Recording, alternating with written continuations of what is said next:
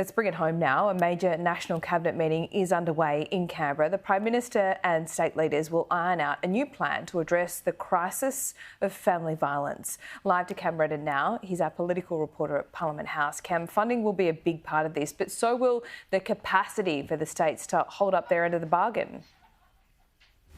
It will, Laura, and there's been some criticism in the last 24 hours from Amanda Rishworth, the Social Services Minister, about the states missing some of their targets they'd agreed to when it comes to hiring a new domestic violence workforce. The states, territories and federal government had all agreed to this target by 2026 of 500 new full-time equivalent domestic violence workers. There's an allocation split up between the different states and territories, but you can see how far they're falling behind currently as it's going. Now, this is, keep in mind, by 2026. There are interim measures as well. But Amanda Rishworth, a senior minister in the government, has said the states need to start delivering on their end of the bargain and keeping up with those rates of hiring crisis workers and fleshing out the workforce. The problem is, though, according to many of the premiers, that the labour market is currently so tight, they're struggling to find the workers to meet those targets. Pushing back this morning as they made their way into Parliament House for the National Cabinet meeting, arguing that it's simply too hard to hire people in the current economic climate. There's a whole bunch of restrictions on who the states can employ to be those family and domestic violence workers. We've got full employment in New South Wales, or just about. My suggestion is we lift those restrictions. The fact of the matter is, in the current labour market, you can't just magic these workers up. And those comments yesterday from Amanda were pretty unhelpful. Also being put on the table during this meeting from the Prime Minister will be a new 5-year funding agreement worth roughly $700 million, which he wants to split between the states and territories and also the Commonwealth government to fund a range of frontline services that have been buckling under high demand. That includes things like programs to help women escape violent families, legal aid services, also programs to help change the behaviour of violent men. A little flavour of the meeting there for you, Laura. We also know that issues such as the tracking and monitoring of violent offenders will be on the table. Western Australia and some other states are exploring ankle monitoring bracelets for repeat offenders. That's something that will be very much on the table and put to other premiers as well.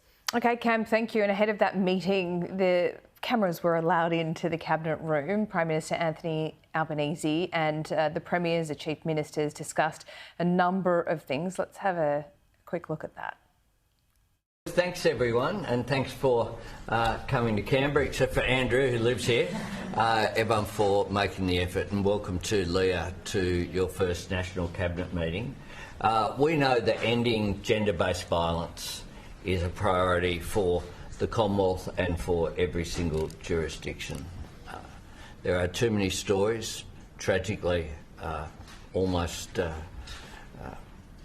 no week goes past without there being a tragedy, which is something that then flows on to intergenerational issues as well.